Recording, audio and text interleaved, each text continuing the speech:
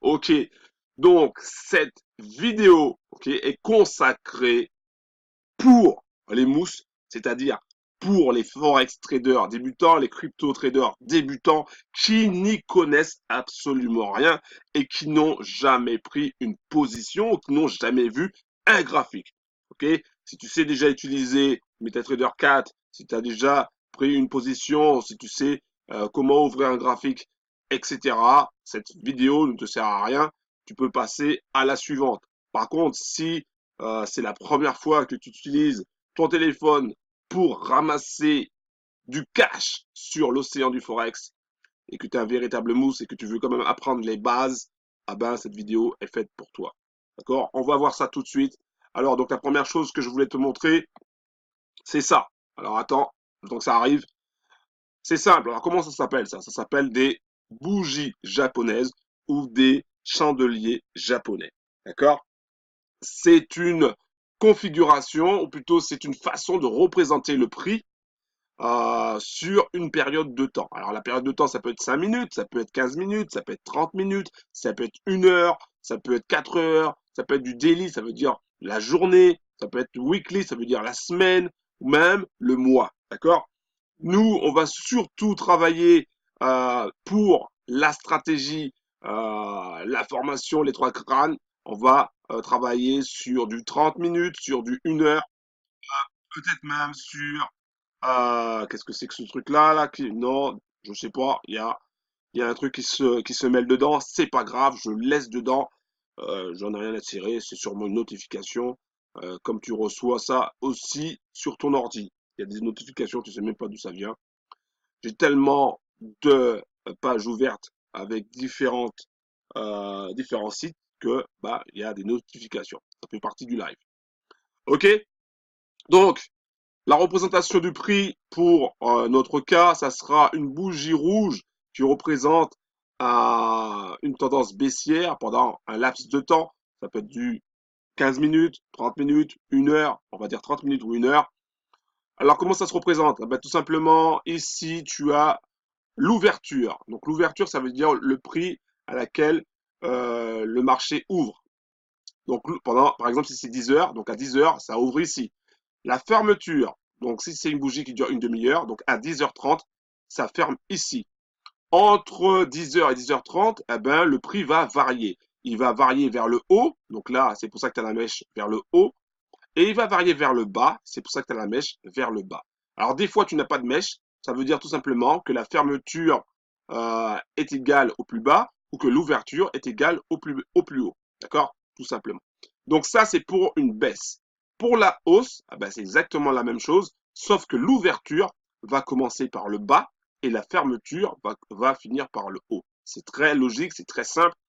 Imaginons que ta bougie commence à 10 heures précise, ok, 10 heures, et qu'elle se ferme à 11 heures, donc ça va durer 1 heure, ah ben, elle ouvre ici et elle ferme à 11 heures ici. Entre les deux, le prix va monter et va descendre. Il est monté jusqu'à ce niveau-là, donc au niveau du plus haut, et il est descendu jusqu'à ce niveau-là, au niveau du plus bas, tout simplement. Donc voilà, ça c'est ce qu'on appelle les bougies japonaises. Donc quand tu verras ça sur le template, eh ben, tu sauras exactement que le prix monte ou que le prix descend pendant une période de temps. Alors, on va voir autre chose. Alors, je veux te parler d'une notion importante. C'est la notion de pips. Ok, la notion de pips. Alors, qu'est-ce que c'est? Alors, accroche-toi bien pour bien comprendre. Au pire, tu reverras cette vidéo pour bien comprendre. Alors, il y a des paires comme l'euro USD, donc l'euro contre le dollar, euh, où ça s'affiche comme ça, c'est-à-dire que c'est 1, quelque chose. Donc là, en général, tu as 4 chiffres après la virgule. Chez certains brokers, tu as jusqu'à 5 chiffres après la virgule. Mais nous, sur les paires comme euro, USD, on va s'intéresser aux 4 chiffres après la virgule. Donc, on parle de pips, ok, on parle de pips quand c'est à partir de du quatrième chiffre après la virgule. Donc là, par exemple, dans notre cas, c'est 3. Et c'est là où, par exemple, on a 1,3753 et on va dire que le prix monte à 1,3768. Donc, du coup, on passe de 53 à 68. D'accord? Donc, ce qui nous fait 15 pips. Voilà, est-ce que tu comprends? Sur la paire euro-USD, par exemple, ou d'autres paires, eh ben, 1 pips, c'est 0,0001. D'accord? Donc, ça, c'est pour les paires en dollars, etc. Alors, par exemple, pour un lot standard, je dis bien pour un lot standard, les 15 pips de gain te représentent 15 fois 10 dollars, à peu près, hein, c'est pas pour toutes les paires, mais on va dire, on va simplifier les choses, 15 fois 10 dollars, donc 150 dollars de gagné. Si tu mets du 0,10 lot, alors tes 15 pips vont représenter 15 fois 1 dollar, donc 15 dollars de gagné. Et si tu as 0,01 lot, donc tes 15 pips de gain vont vont représenter 15 fois 10 centimes, donc 1,50 $. Dans les trois cas, tu as gagné 15 pips, mais la différence vient du nombre de lots. D'accord? Plus ton lot est important, ton nombre de lots est important, et plus bah, tes gains seront importants. Mais également, tes pertes seront importantes. Donc, très important de bien choisir le nombre de lots. Il y a une particularité, c'est les paires en JPY. Ça veut dire JPY, c'est le yen. En fait, eux, c'est pas le quatrième chiffre après la virgule, c'est le deuxième chiffre après la virgule. D'accord? Alors, dans notre cas, on a 128,70 et on passe à 127,10. Alors, on va dire que tu as vendu à 128,70 et que tu as acheté moins cher à 127,10.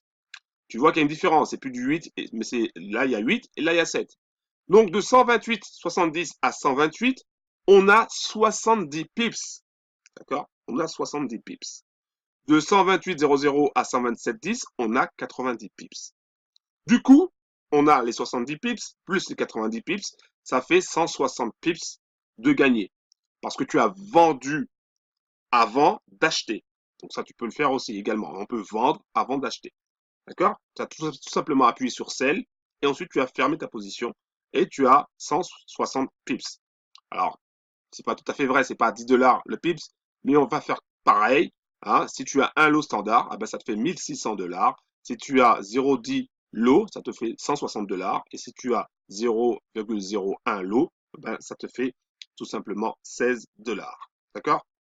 Donc ça, je voulais bien que tu comprennes cette notion de pips. Quand tu entendras j'ai gagné 10 pips, j'ai gagné 50 pips, ah ben, tu sauras comment faire pour calculer le nombre de pips.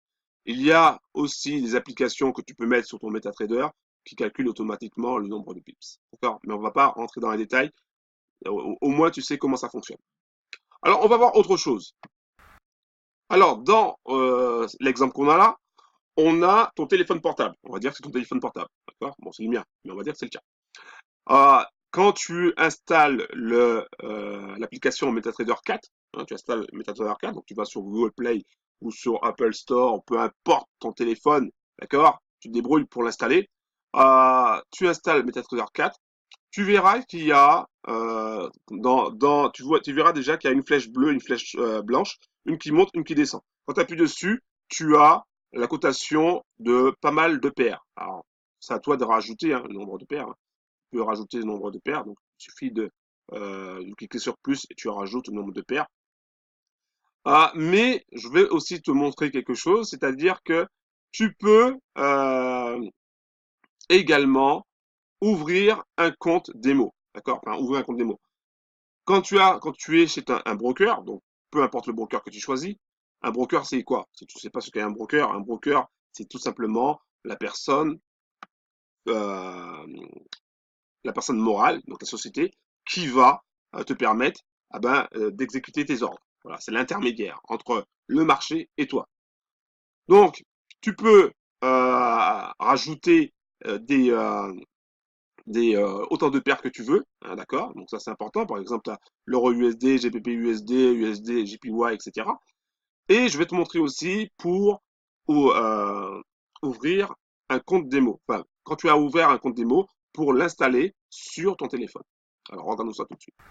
Alors, je reviens, avant de commencer, je reviens sur le plus.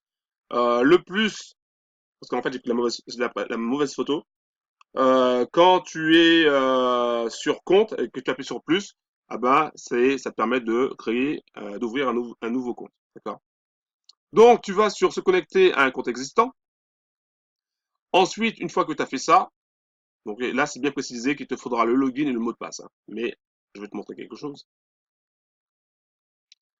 Quand tu vas donc se connecter à un compte existant, donc tu as déjà ouvert un compte chez ton broker. Imaginons que tu as un compte chez TraderWise, un compte démo. Donc, TraderWise t'a donné le login, hein, username, le login et un mot de passe. Donc, tu tapes en recherche TraderWise, Traders, ouais. Par exemple, si tu es chez TraderWise, euh, ou FBS, ou peu importe, Disney Market, ou peu importe Vantage FX, peu importe le broker. Donc, tu tapes le nom du broker, et ensuite, tu vas te donner plusieurs possibilités. Est-ce que c'est un démo, est-ce que c'est live, etc. Donc, tu choisis le compte que tu as. Donc, ça peut être, si c'est un compte démo, tu mets démo. Si c'est live, tu mets live. Ensuite, une fois que tu as fait ça, eh ben, tu vas tout simplement remplir ici avec le login qu'on t'a donné et le mot de passe. Et ensuite, se connecter. Et comme ça, tu seras connecté à ton compte démo. Et là, à ce moment-là, tu vas pouvoir prendre des positions avec ton téléphone portable. Okay. Donc ça, c'est très important, surtout quand tu es en déplacement, que tu n'as pas forcément d'ordinateur sur la main, euh, sous la main, pas sur la main, sous la main, et que il faut que tu prennes une position. Voilà, tu as repéré quelque chose et il faut prendre une position. Donc ça va te permettre d'ouvrir un compte démo. Oh, je vais te montrer autre chose. Donc là, on revient sur nos cotations. Quand tu as ces cotations, eh ben, tu vois ici, donc les flèches, la flèche bleue, la flèche blanche, eh ben, ça te permet aussi de prendre une position. Tu cliques sur une paire, hein. Tu sais par exemple que USDJPY eh ben, va chuter, eh ben, tu cliques dessus. Et ensuite, ça te permet de faire une nouvelle transaction. Donc là, c'est sur Euro USD. Donc tu cliques sur nouvelle transaction. Donc du coup, ou tu peux ouvrir le graphique aussi, hein, mais bon, nouvelle transaction, ça veut dire que tu veux soit acheter, soit vendre, hein. Et ensuite, ah ben, il va apparaître ce genre de choses. Alors, à l'origine, c'est exécution selon le marché. Après, il y a ce qu'on appelle des ordres limites ou des ordres stop. Ça, je ne vais pas rentrer dans les détails. Si tu veux en savoir plus, je t'invite à aller sur des sites qui présentent des, euh, des petits cours sur le Forex, hein, pour débutants. Donc, la exécution selon le marché, franchement, c'est le mieux. On va dire que c'est vraiment le mieux parce que tu sais que tu es exécuté tout de suite. Donc, le sell, c'est pour vendre et le buy, c'est pour acheter. Alors, attention. Quand tu veux fermer une position, par exemple, si tu achètes l'euro contre le dollar, si tu veux fermer la position, tu vas pas appuyer sur sell, hein. Alors, il faudra simplement appuyer sur fermeture. Je te montrerai ça tout à l'heure. Ici, on a donc l'ordre, le type d'ordre. Ici, le nombre de lots. Donc, on a vu que 0.01, c'est le nombre de lots. Alors, tu peux soit rajouter, soit enlever, hein. Cette partie-là, la partie où tu as un moins et un plus, et c'est vert. Ici, cette partie-là, c'est toujours le TP. Alors que ce soit à l'achat ou à la vente, le TP sera toujours à la droite. D'accord? Alors imaginons que tu achètes l'euro contre le dollar qui est à 13,25. Bon, normalement, il n'est pas à ça, mais comme le marché est fermé aujourd'hui, donc c'est pour ça que tu as un écart. Donc l'écart entre, tu vois, 13,20 et 13,25, cet écart-là, ça s'appelle le spread. En fait, c'est la commission du broker. Le broker se rémunère comme ça en mettant un écart entre l'offre et la demande et il prend sa commission. Voilà, donc ça s'appelle le spread. Donc ici, en vert, c'est toujours le TP. Donc par exemple, que tu achètes l'euro contre le dollar, tu penses qu'il va monter parce que tu as la stratégie des trois crânes et tu as vu qu'il y a une opportunité, donc tu achètes à 13,25. Okay, et le marché monte et il arrive à 13,14, aux alentours de 13,14. Pas 13,14, 13, enfin, 1,14. Voilà, soyons plus simples, 75 pips. Donc 1,14. Donc là, il va à 1,14. Et toi, bah, ton TP n'est pas touché parce que le TP est un peu plus long et un peu plus haut, mais tu te dis, le marché va descendre parce qu'il y a une configuration que tu as vue, voilà. Tu as peur que le marché se retourne. Il y a peut-être une grosse annonce qui va arriver. Bref, il y a quelque chose qui fait que tu as envie de fermer ta position et manuellement. D'accord? Donc, tu retournes à l'endroit où il y a ton trade en cours. Alors, je vais te montrer quelque chose. Voir si je peux retourner. Non, c'est pas là. C'est là. Ici, tu vois la flèche, tu as une flèche qui monte comme ça là, et avec deux petites barres. Ah ben, c'est ici, quand tu cliques ici, tu verras tes trades en cours. D'accord? Tu verras tes trades en cours. Et c'est là où tu pourras fermer tes positions. Mais attends, non, je reviens. Donc là, tu décides de fermer manuellement, parce que ton TP n'est pas atteint.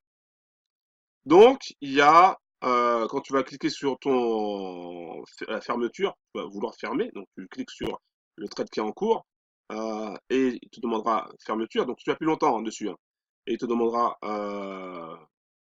de fermer la position, donc tu appuies sur fermer la position, et là, donc c'est en anglais, mais en général, ça sera en français, donc ça sera marqué fermeture, il suffira, ou clôturer, il suffira de cliquer dessus, et ils vont te demander est-ce que tu es sûr, oui, basta, et tu fermes. Voilà. Donc je t'invite vraiment à t'entraîner, hein, je t'invite à t'entraîner, à prendre des positions comme ça au hasard pour savoir comment prendre une position avec ton téléphone. D'accord? C'est sur un compte démo, tu risques rien, il n'y a pas aucun souci. Donc arrange-toi déjà pour ouvrir un compte démo et entraîne-toi déjà à prendre des positions au hasard. Euh, Même si tu perds, c'est pas grave. L'important c'est de savoir utiliser cet outil. Donc je reviens dessus ici. Là, on a bien le TP. Le SL, j'ai pas expliqué. Donc le SL, c'est le stop loss. Donc c'est une protection. Donc le stop loss, de toutes les manières, dans la stratégie des trois crânes, j'explique comment mettre son stop de protection. Ou mettre son stop de protection. En général, c'est vers les niveaux le plus bas. Et donc tu places ton stop. Donc en mettant plus et moins, tu vas pouvoir définir le stop où tu cliques, double-cliques dessus et tu rentres la bonne valeur. Alors tu fais attention quand tu écris, tu regardes bien que c'est la bonne valeur. Alors je te conseille dans un premier temps d'avoir un petit carnet et de noter la valeur et de regarder, de comparer pour voir si c'est la bonne valeur que tu as mis. Pour pas te tromper, d'accord? Dans un premier temps, tu peux faire comme ça. Et le TP, il est toujours, je répète, que ce soit à l'achat ou à la vente, le TP se met toujours à droite. Et le stop de protection, toujours à gauche. D'accord? Toujours, toujours. Ensuite, tu feras attention aussi au nombre de lots. Ça peut arriver que ton nombre de lots soit supérieur et donc que tu le vois pas et que tu prennes trop de lots par rapport à ton capital. Donc, fais attention aussi au nombre de lots. Donc voilà, c'est ça que je voulais te montrer pour cette vidéo. Il n'y a rien d'autre à rajouter. Donc, j'espère que cette vidéo t'a plu et rendez-vous aux prochaines vidéos. Ciao.